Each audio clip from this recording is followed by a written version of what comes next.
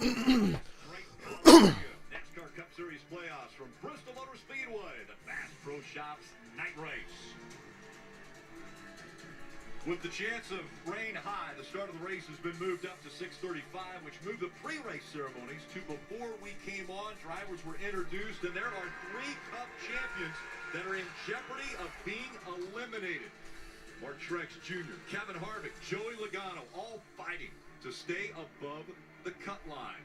Well, the tradition of the motor racing outreach kids singing the national anthem and a lot of proud parents watching, that has continued. And something else that has continued to be a tradition here at Bristol, the famous voice of Michael Buffer getting all the fans ready for tonight's race. It's Bristol, baby. The track is ready. The drivers are ready. Race fans, are Well, you the track is ready for now. For the thousands in attendance. For the fact that we have rain coming, so let's fucking go. How about that, Michael Buffer? You bastard.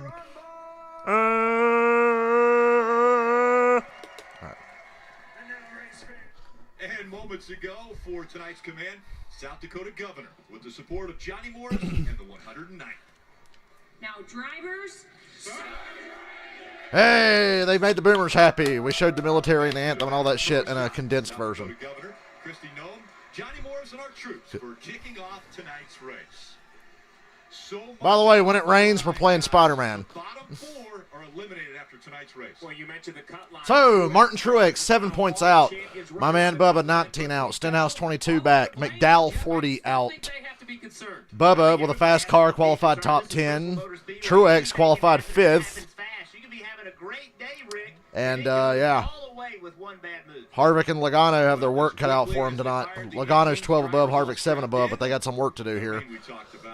And with the speed the 19 and the 23 have, you better be on your game if you're just above that cut line. You are not safe. We're waiting to see if it's a little bit lighter.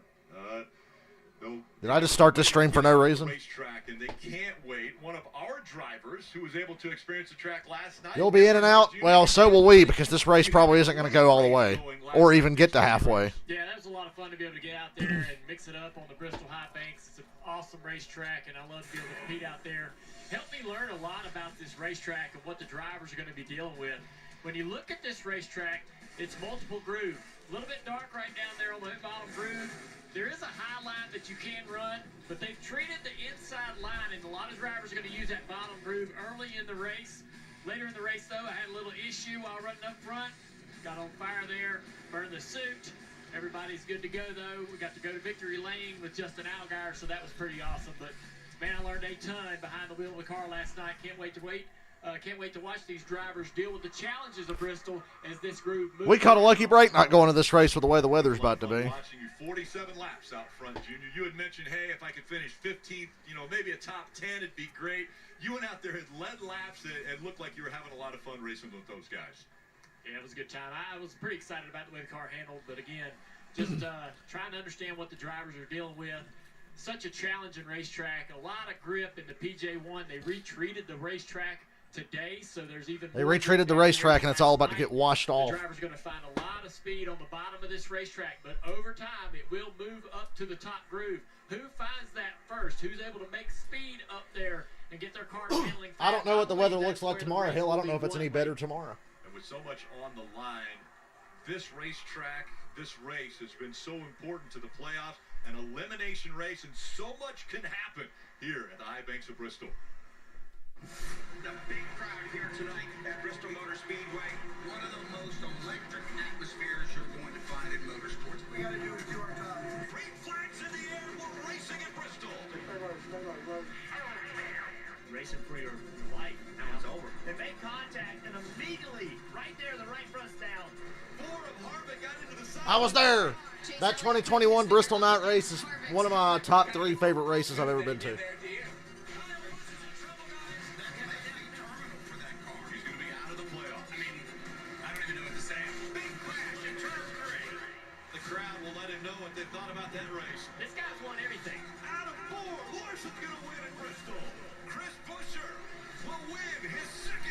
Yeah, Karen, unfortunately, it's supposed to rain a lot. in about an hour, sometime between 7:30 and 8, it's supposed to get pretty bad. And apparently it's already raining a little now, and that's why we're not even rolling here. Or there's a storm lingering and they don't want to start up just yet, but they got to get this fucker going. Things can happen quickly here. And how about Martin Truex Jr.? Yeah, I mean, I'm honestly, I don't care when the race happens. I mean, I want to have all day tomorrow to just watch football, but if we have to watch the race tomorrow, so be it. If it rains more tomorrow, we got to wait till Monday, so be it. But, you know, the forecast is not promising. That's why they bumped the race up an hour. Neither one is happy with their race cars. Fire them up. What's the deal? Why are we just sitting in the car doing nothing? The advantage they have is that they are grinders. They'll find a way. That's what they do. They just never quit. You know, take a 15th place car and find a fifth, get a fifth place with it. However, they are starting mid-pack. Logano's starting 28th. Harvick's starting 21st. The leaders are going to be coming, and they're going to be coming fast. So their first order of business is to stay on the lead lap, and it's going to be a hard chore to do that. You mentioned leaders, guy starting up front in the 6th car, former champion of the sport, Junior. Is this his best shot at maybe getting a win, get back to victory lane? Brett Keselowski sat here and watched his teammate and driver Chris Buescher win races this year, and he's had to wait and be patient on his trip to victory lane, his return to victory lane. This is a track where he's had a lot of success. I think this is his best shot. Yeah, I've had those moments where I was rooting for a rain delay. I remember Watkins Glen 2009. I was in Connecticut, and we had planned a day trip to New York City. And our day trip to New York City landed on the same day as the Watkins Glen race. It's like, oh, man, I don't get to watch Watkins Glen. I swear to you, I'm walking through Times Square, and there's like an ESPN ticker thing on the side of a building, and it says, NASCAR Sprint Cup race at Watkins Glen, delayed by weather, Monday at 12. And I was like, yeah. So the Watkins Glen race in 09 got rained out to Monday, so I didn't have to miss it. Ended up being a good race. Tony Stewart won. Thought they were going to commercial because I heard music start, and I was like, oh, are they going to commercial? Texas playoff race 2020.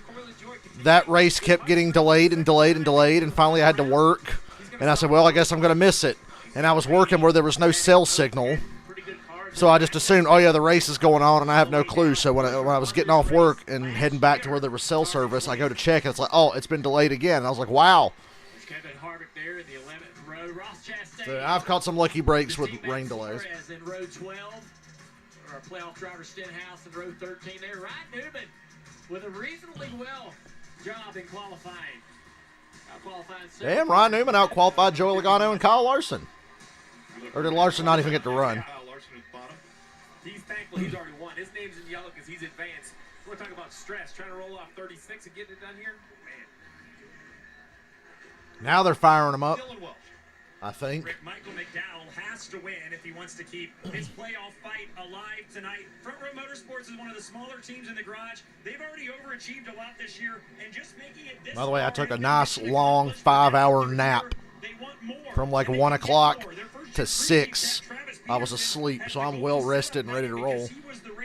So whenever this race gets delayed or whatever, we're gonna stream Spider-Man on PS5. That's what I'm gonna do during the rain delay. So I'll keep streaming that. Well, Dylan, Kyle Busch in this number 18 coming to the elimination race, 24 points to the good. So do they feel safe about their position? Absolutely not. Crew Chief Randall Burnett reminded me each of the last 2 years his team has been eliminated at Bristol by a mere 2 points.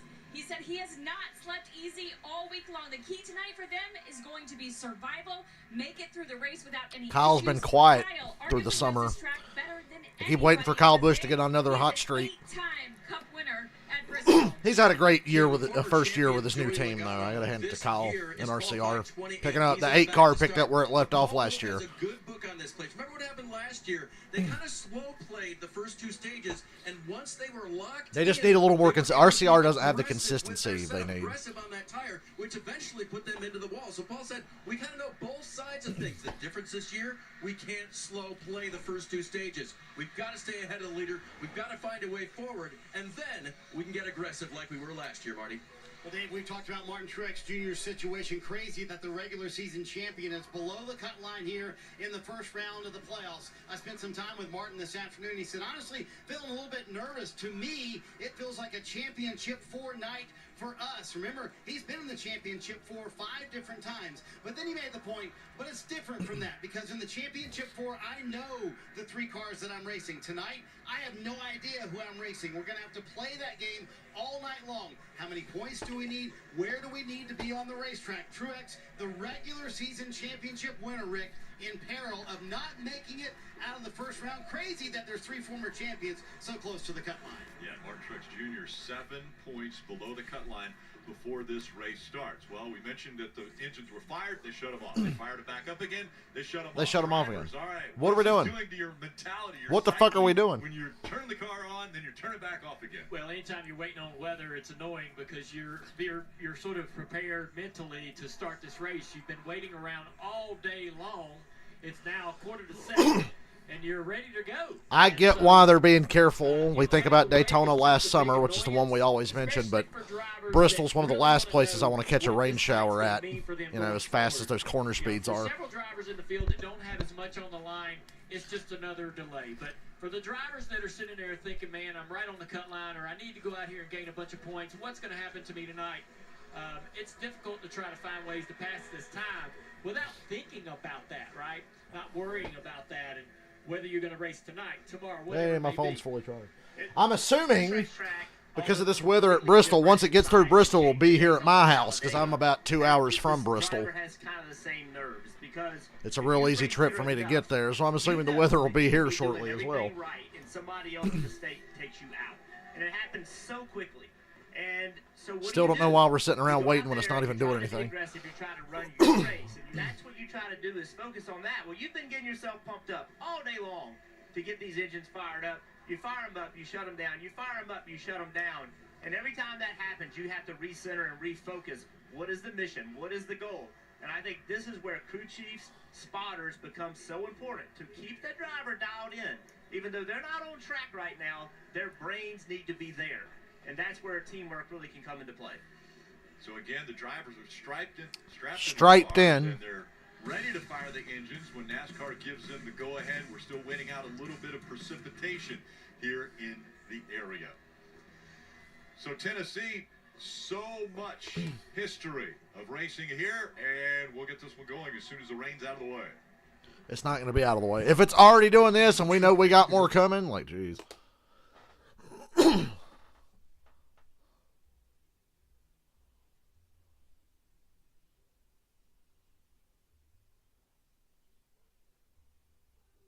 Good thing college football's on, I guess.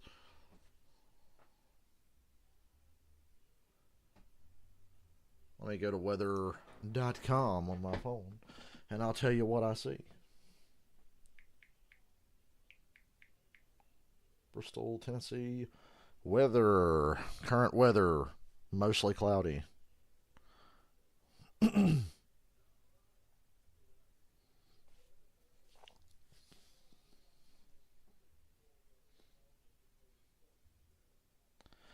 At 7 p.m., there's a 70% chance of rain. At 8 p.m., there's a 70% chance of rain. Then after that, it goes down.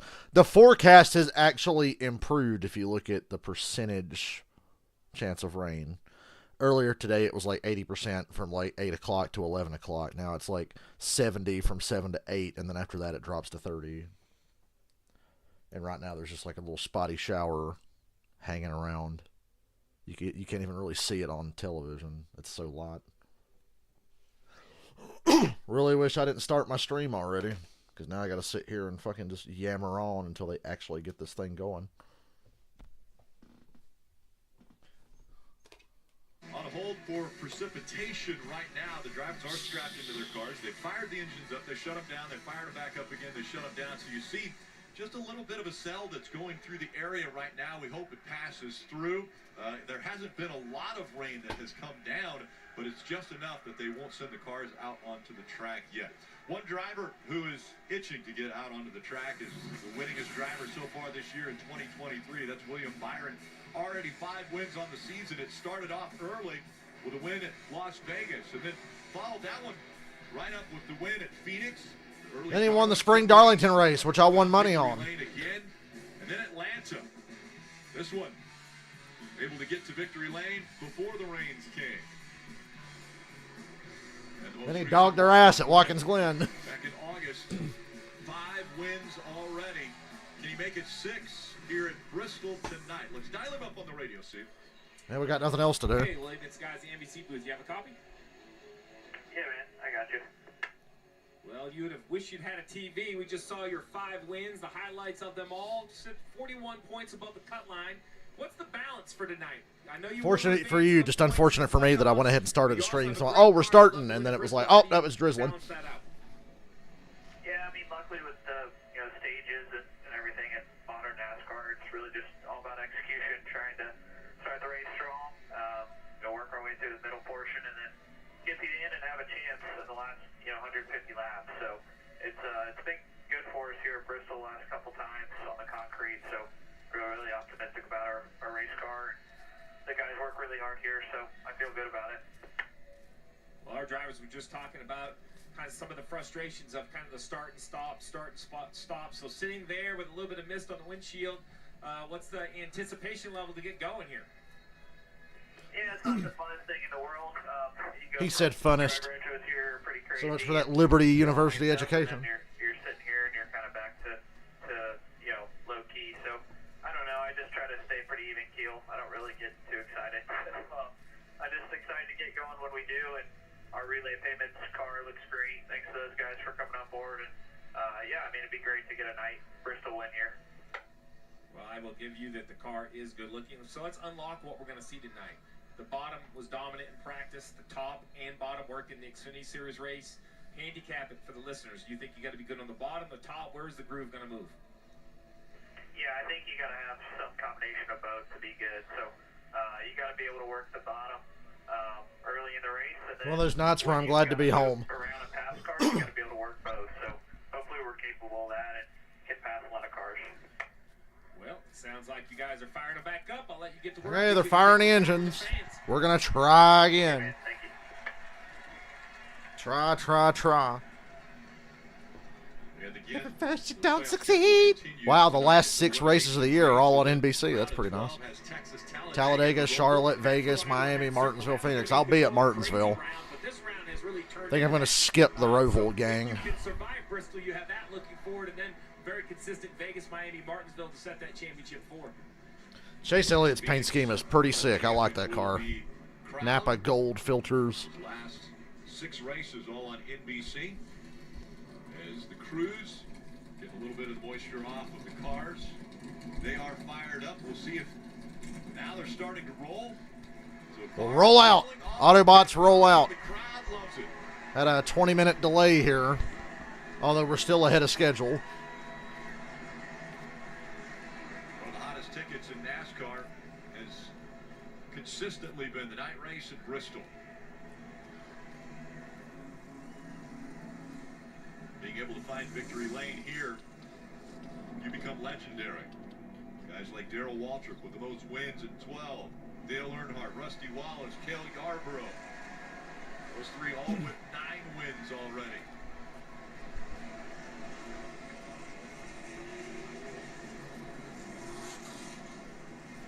Drivers, what are you looking at now? You know that there's been a little precipitation. What are you telling the officials? What are you telling your spotters? Well, what you're looking for is the track wet? It's very difficult to tell, believe it or not. A lot of racetracks, it's hard to really see how wet it is. But that's your first assessment is, hey, is this track ready to go? What information can I give my spotter to let NASCAR know? And that's really what your brain is on right now. Then as soon as you get through that, then they're going to come down pit road and practice pit road speed, and you're going to turn your attention to that. And honestly, it's just you just have to focus on one thing. Maybe we'll just get lucky with this weather, and we won't have to deal with another delay. I think we get another delay, at least one. But I'm hoping we don't. Gears, and then you start thinking about what do I want to do on the start of this race? What is my goal, and how do I accomplish it? Yeah, you have to wonder how the track treatment on the very bottom is going to react to being wet, right? And how that might fire off when you go down in the corner. I hope this groove widens out like we saw in the Xfinity race. It's necessary for this damn car. One thing I know about the current Cup car, it needs multiple grooves. very aggressively down in the bottom on top of that treatment just to see what happens if it shatters the tire or slips the tire, to give you some sort of an understanding or idea of just how grippy it is compared to the racetrack. So you also can, you can stand in the gas, stab the gas as if it spins the wheels easier down in the treatment as opposed to up on the, the clean surface. So trying to learn everything you can, I suppose, about the grip in the racetrack before you fire off into turn 1 and speed. Steve, when they give the thumbs up and they say they're ready to go racing, what are we going to see over 500 laps? Well, that is it. 500 laps. That is a huge challenge on the fastest half mile. 125 laps make up both stage 1 and stage 2. 250 lap final stage. The fuel window is unbelievable. 180 to 185 laps. And these Goodyear tires are new for this race on the right side, and their grip really stayed really good in practice. I didn't see a lot it's hot of in fall here. off, so it is going to be really challenging for the crew chiefs to decide when you need to pit versus when you want to try to work out for that track position. Cars will be rolling onto pit road here, checking out pit road speed, which we see is 30 miles per hour. Before they do that, let's go back to Dylan Welch. Dylan, what about the Daytona 500 winner and his chances here? That's right. They are a little bit of an underdog story, but after winning the Daytona, Like that paint scheme on the 47. this group has Makes me want to wipe my ass. Also reminds me of my job, because you realize how much of that exact brand of toilet paper I've had to put on a shelf in the last year and a half. Their best seasons ever in the history of JTG Daugherty Racing. Ricky likes this racetrack a lot. He can make a difference behind the wheel moving around, but he's got to get going quickly, Kim, from the 25th starting position. Well, Dylan, before the playoffs even started, I talked with Ryan Blaney's team about what they felt like they needed to make it through the first round. Crew chief Jonathan Passler said they did the math, and top 10 finishes in each of the first 3 races would get them to the next round, they felt like. Ryan almost hit that goal with 9th and 12th place finishes respectively. He enters this race 25 points to the good, and when I checked it with the team this morning, they still think a top 10 finish here tonight is what they need to advance. Dave, Ryan starts from the 11th position. Bubba Wallace made the playoffs on consistency, 4 top 5s and a season average finish of 17th. And Toyota's had a good year, 8 wins, including 2 from his teammate Tyler Reddick. He was quoted this week, obviously we're doing big things. It's fun to be a part of the ride. The ride so far at Bristol this weekend, good. In practice, good. 9th in qualifying. He starts up front, but he's 19 points below the cut line to start the race, Marty. If he wants his ride to continue, he's got to finish well. Kevin Harvick, Dave, is +7 above the cut line. Has spent some time with us. Let's hope Harvick and Truex or Harvick and Logano DNF. Okay, I'll say I hope Logano DNF. Biggest thing I've learned, you can't force it. I've learned to not worry so much later in my career, and I think that's something we've really adapted as a team. Just have the attitude, go out there and do what we do and enjoy it. I can tell you, Rick, Kevin Harvick feels very confident they'll be on the right side of the cut line at the end of the night. Well, Kevin Harvick has been mentioned 3 times a winner at this racetrack, and it always seems like Kevin Harvick is the guy where you go, wow, where did he come from? And now all of a sudden here he is. Kevin Harvick, could he race his way in? Of course, to that round of 12. Yeah, I mean, that's a signature, right? Is kind of managing the chaos. Now, what hurts that signature a little bit are these stage points. We just heard Ryan Blaney, at top 10. Well, remember, top 10 is fine, but points are awarded at the end of each stage. So if you aren't a winner, which is automatic advancement, it's how many points you have. I think it's this. What a great qualifying effort for McDowell. And we did not get one to go there. So, God damn it. Early, running well in the stages are felt by these playoff contenders. Yeah, last year in this race, Eric Almirola sat on the pole, won the first stage. So that qualifying in the top 10 gives I see raindrops again. Be able to maintain that track position. It'll be hard for anybody who's outside the top 10 to work their way forward and be able to grab some of those stage points in this first stage. We have some great perspectives from different drivers. We have some great perspective, and the perspective is showing precipitation. We just mentioned Ryan Blaney. He has the advanced auto parts on board. Looking right off the right rear spoiler. That's going to be fun. They move that car up the racetrack, or we see some side-by-side action in the corner. 17 car of Chris Buescher, BuildSubmarines.com camera. Right off the nose here. Should get some good shots there. Joe Logano, this is going to be some great shots. Starting back in 28th, Coke Zero Sugar Cam. He hopes it's still pointing in the right direction when this race is over. Well, they've kept the lights on the pace car, and that's the indicator that would be going the next time around. So I believe the drivers are still a little bit hesitant to try to go at speed right here on the high banks. Yeah, I think they just want to make sure everything's just right before they turn them loose. Can't take any chances. So much stuff on the line here. So much on the line for the drivers racing for a championship. I think NASCAR, the drivers, the whole industry wants to make sure this track's ready to go. So we talked a little bit with William Byron on the radio. Steve, you talked to him. I think you got him fired up. Here's their pep talk. Let's have a race, communication race. Let's talk. Let's get through everything. Let's have a good, fun race to kick some butt here in Bristol. This is our place. Yes, sir. Yep. I'll keep up with it all night. That's how motivated and fired up William Byron is. So Rudy Fugle was giving the pep talk, and William Byron was just how he explained. He goes, "I normally stay pretty calm." Yes, you do, Willie. We don't get so you get fired up too often. And a neat comment by Rudy. Like, let's communicate. You know what I mean? Like, hey, I need to know right now. That's a major challenge. It's definitely raining a little harder now. The caution will come out. The driver's just sitting there talking away. Doesn't get on pit road because the crew chief can't say, hey, pit road's open in time. So you have to do things differently at this race. It be raining. You got to be concise. It be like that sometimes. This new car is even louder than it's ever Excuse me. been. And so William Byron's job is to give him quick, simple information that Rudy can understand to make changes to this car to make it better. Marty, what's going on with the 6 and Brad Keselowski? The question is, Rick, is the track ready? So here's the problem, and Junior, you can chime in on this. You've been asked before, is the track ready, driver, when you've been behind the wheel, right? Keselowski said too much rain right now for this track. Well, that was about 3 caution laps ago. Then Kevin Harvick, the next lap, chimed in and said, I think the track is ready. So when the track spits and then stops, it's kind of hard. Keselowski says it's not ready. Harvick says it's ready. It doesn't look ready to me. Not at all. I understand if we didn't have the treated surface on the bottom groove, I think that the concrete's kind of porous enough to be able to manage a bit of a drizzle.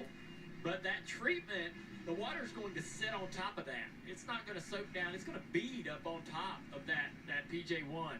That will absolutely be treacherous and nowhere you want to be with a race car firing off into the corner. So I would be pretty concerned just about how that's going to react to the water. And erring on the conservative side, being patient here, I think is best. And really, that has to be the smart thing. We've seen cars before go into the rain. We saw it at Daytona where they piled up. So they don't want to do that. And right now, NASCAR is saying we need bringing them down pit road. As you see the radar, there is a little cell. Precipitation has been falling. They're on pit road once again. And Rick, I believe. So I spent a lot of time staring at radars, trying to figure out when the caution's going to come out. Are we going to race?